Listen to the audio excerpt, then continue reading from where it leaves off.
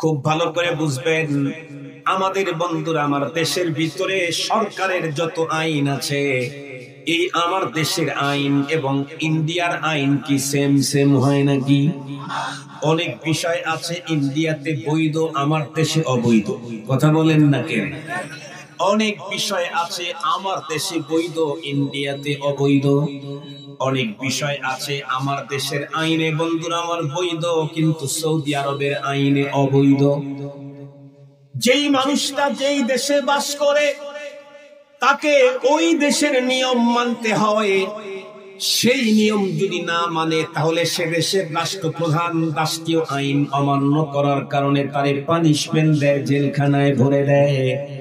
ভালো করে বুঝবেন।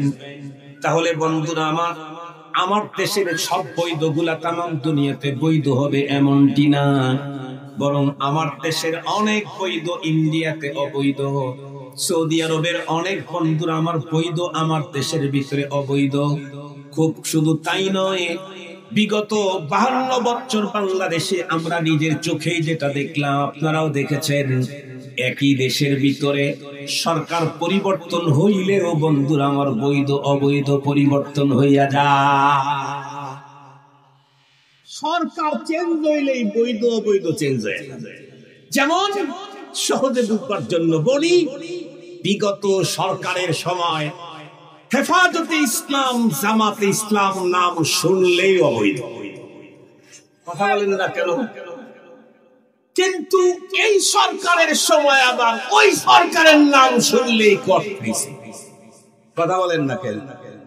এখন হেফাজতে ইসলাম নাম শুনলে আর কোনো ঝামেলা। আপনাদেরকে বুঝাবার জন্য যদি একটা মেসাল নেই, ঝামেলা নাই তো। ভালো করে বুঝবার জন্য, হয়তো সবই তো আর বিয়ে পাস না, সবাই তো হাদিস শরীফ পড়ে আসে না। এই জন্য আমার কথা সবাই নেওয়ার জন্য একটা মেসাল দেই। মানুষকে দিয়ে মেসাল দিয়ে লাভ কি, আমি আমাকে দিয়েই দিই। আমি হেফাজতে ইসলাম বাংলাদেশের কেন্দ্রীয় সহকারী মহাসচিব, কিন্তু আমি এই পদের জন্য কোনোদিন লবিং, গ্রুপিং, দৌড়াদৌড়ি, এমনকি বসে থেকে দোয়াও কোনোদিন করি। বড়রা আমাকে স্নেহ করেন, ভালোবাসেন, মহাব্বত করেন নিজের সন্তানের চাইতেও বেশি।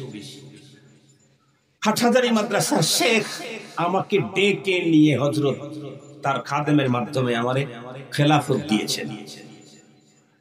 জুনাইদ বাবু নগরী রাহমাতুল্লাহি আলাইহি আমাদের 4 জনকে একসঙ্গে খেলাফত দিয়েছেন বাবুনগর মাদ্রাসায়।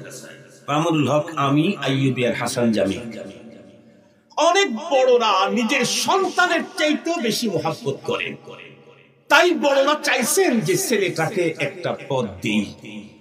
পদটা দিয়ে রাখছেন, আমি আর না করি নাই, কারণ ইসলামের নাম যেখানে আছে সেটা যদি সহি শুদ্ধ হয়, আমি না করার কোনো সুযোগ নেই। ভুল ভ্রান্তি থাকলে সেখান থেকে সরে থাকতে হবে, ভুল ভ্রান্তি যদি না থাকে তাহলে তো আর সরে থাকার কোনো সুযোগ নেই।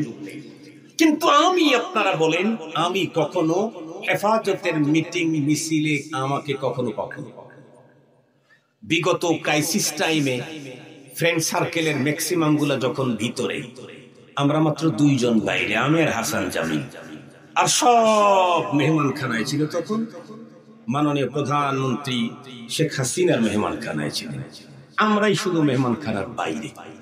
পরবর্তীতে আমরা একটু বাইরে আসতে চাইতেছি, তো তখন কিছু সংস্থার লোকের সাথে আমাদেরকে দেন দরবার করা লাগছে, কথা বলা লাগছে।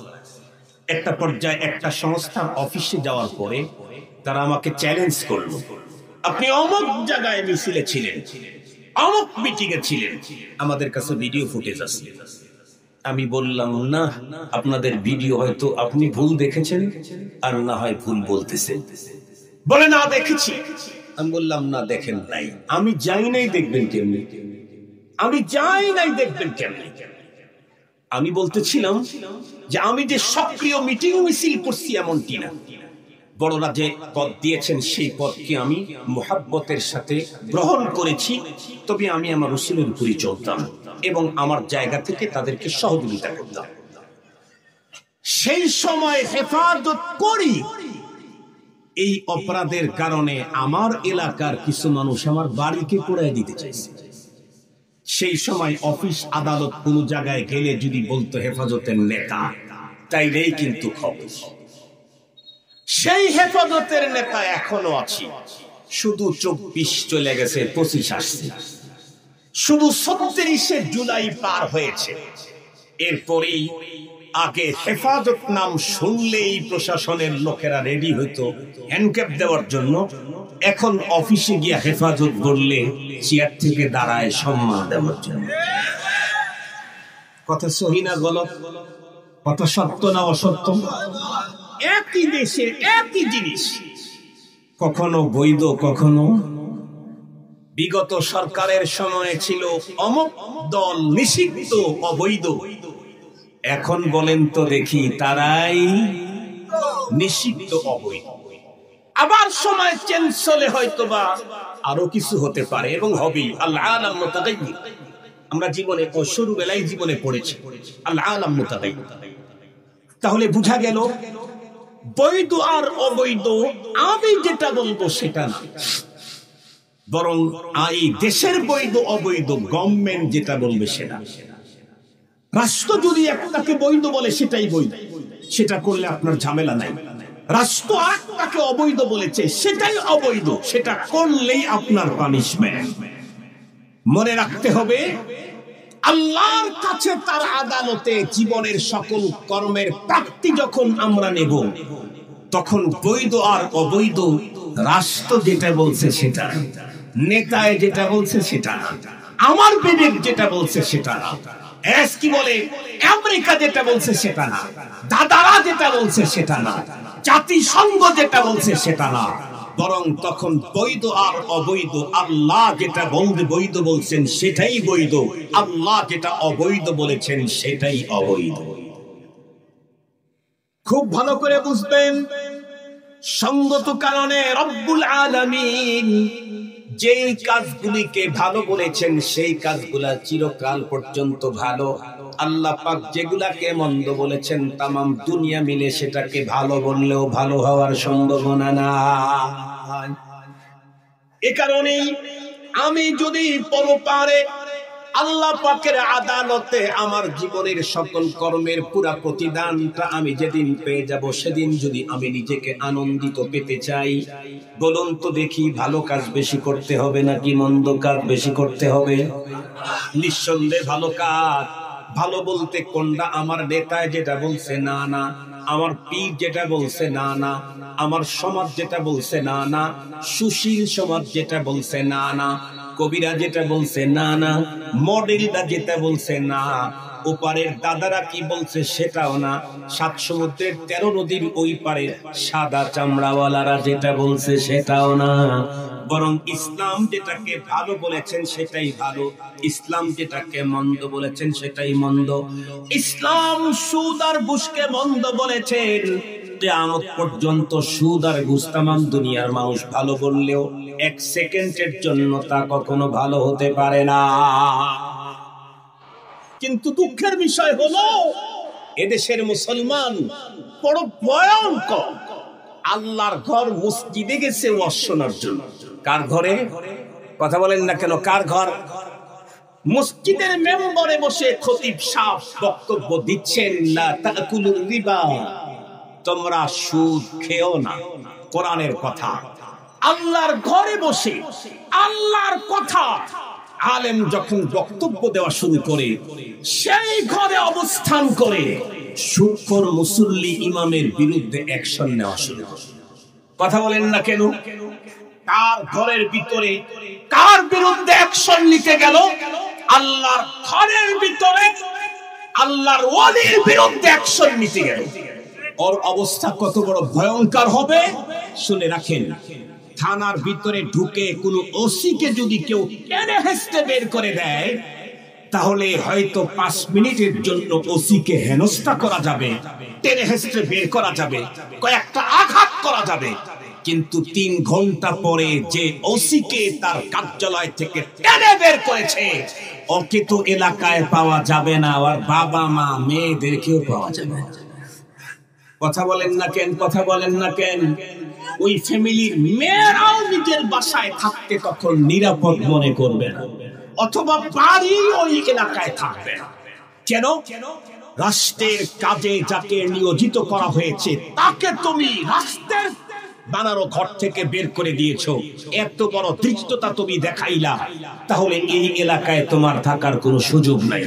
মনে রাখতে হবে, আল্লাহর ঘরে ঢুকে আলেমের বিরুদ্ধে যারা অবস্থান নেয় তাদেরকে দুনিয়ায় থাকার অধিকার থাকবে না। বের করে দিবেন কে? যদি বলেন বের করে দিবেন কে? ইন্না বাতশা রাব্বিকা লাশাদীদ, তোমার রবের ধরা বড় ভয়ঙ্কর। তবে রব যখন তখন ধরে না, সময় মতো ধরে। তবে ধরলে আর একটু জোরে বলেন, ধরলে মুসলমান ভাইরা রে আমার, খুব ভালো করে বুঝবেন।